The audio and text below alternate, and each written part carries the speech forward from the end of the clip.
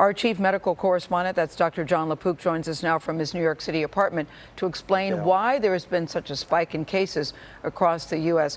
John, good morning to you. You know, we've always been told that the spike was coming, that the numbers were going to climb. Yet when you hear the numbers, it is so jarring. How do you explain this acceleration?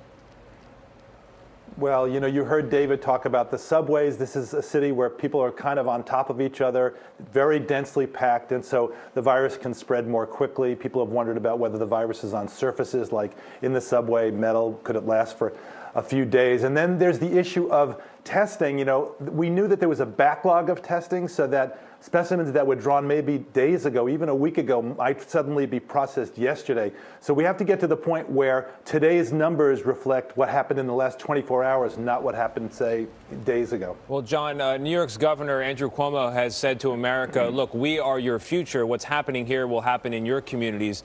Looking at the numbers from where you sit, do you think that's accurate?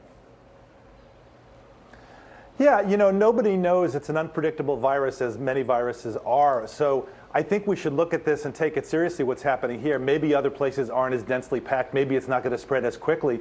But it's a virus to which none of us have any pre-existing immunity, and we can expect that is going to happen similarly elsewhere. Now, I've heard you talk to a researcher who's developing a blood test for antibodies to show if people have developed an immunity. What are you hearing about that? Why is this important?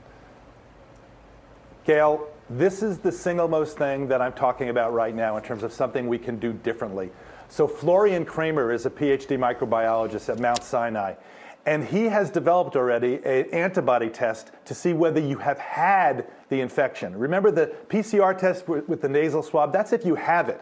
But we need to know, is there evidence that you had it in the past? Why is that so important?